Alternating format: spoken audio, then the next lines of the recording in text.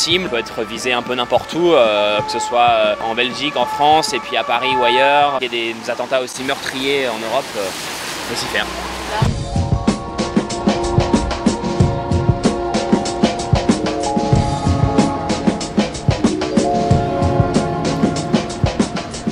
Je suis encore jeune, j'ai du mal à me dire qu'on a un pays en guerre, etc. C'est lourd parce que y a la présence militaire qui est renforcée, les contrôles des sacs, etc. Mais c'est comme si ça avait rapproché la population en fait. Il faut qu'avec cette prise de conscience de ce qui se passe, on soit sûr et stable avec notre personnalité. Qu'on soit musulman, pas musulman, religieux ou pas, catholique ou pas, issu de l'immigration ou pas. Il me semble qu'il faut être clair avec soi-même, pour justement pas avoir cette impression d'avoir des préjugés ou une espèce de paranoïa qui s'installe.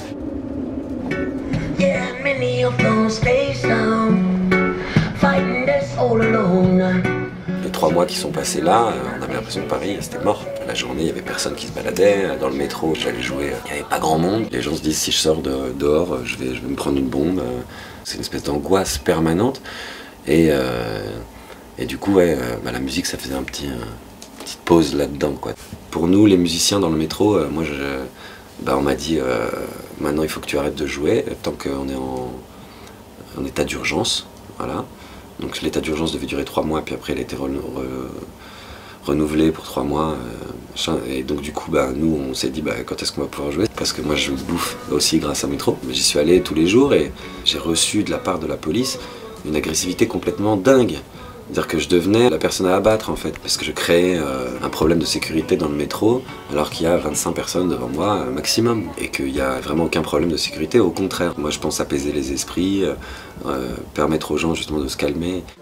Je crois que les attentats, c'est pas un problème de sécurité. On est un pays en France où il y a énormément de sécurité. Aujourd'hui, il n'y a personne qui peut empêcher un mec de prendre une grenade et de la balancer dans le métro. Pour moi, le renforcement des forces de police, ça a juste augmenté le sentiment de peur chez les gens. Et ça a donné raison à Daesh, qui décide de dire vous faites la fête, vous vous amusez, vous vivez des choses, vous buvez de l'alcool, machin. On veut que vous arrêtiez, ils font un attentat et la police nous dit arrêtez-vous de faire ça. Donc ils jouent le jeu de ces gens-là. Je sens que c'est plus difficile de remplir les salles. En parlant avec les programmateurs, les gens des salles qui travaillent pour les salles et tout, ils savent qu'ils sont dans une mauvaise période et que c'est difficile et qu'il faut tenir le coup et que s'ils passent pas cette période, ça va être la fermeture. Je peux dire que ouais, ils ont perdu beaucoup d'argent. Ouais. Depuis l'attentat de novembre, c'est trop calmé. Les gens ils sortent pas trop. À l'époque, on avait beaucoup de monde. Les week-ends, c'était tout blindé tous les soirs. Mais là, depuis l'attentat, les gens ils ont peur. Moi, par contre, je suis pas peur.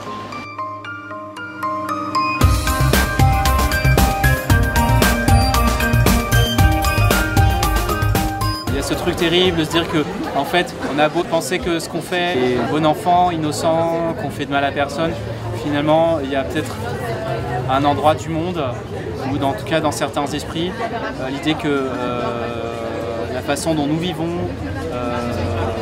est en fait punissable de la mort.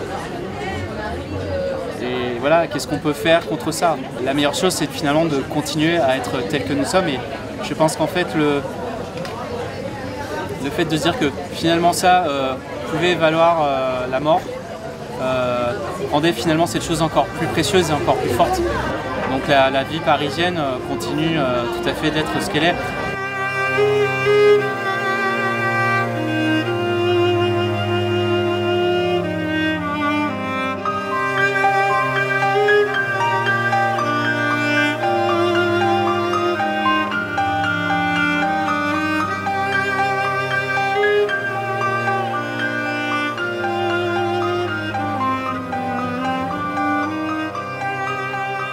Les gens se sont rendus compte que, bah oui, on est Paris, je suis Terrasse, je suis Charlie, on est plein de valeurs. Et c'est ça qui fait notre différence en fait. À Paris, on est libre. Et du coup, je suis libre ce soir de me déguiser en burqa intégrale. Ce soir, c'est une blague, mais c'est vrai que peut-être demain, je me sentirai un petit peu mal parce qu'il y a des femmes qui n'ont pas le choix. Mais c'est pas parce que je rigole de ça que je suis pas consciente. Mais on a quand même un gros passé culturel d'autodérision. Et les jeunes d'aujourd'hui En tous les cas, dans mon milieu de jeunes, on est ouvert, on peut parler des choses, on peut en rire, même si on ne cautionne pas forcément. Et on est là pour vivre et pour partager.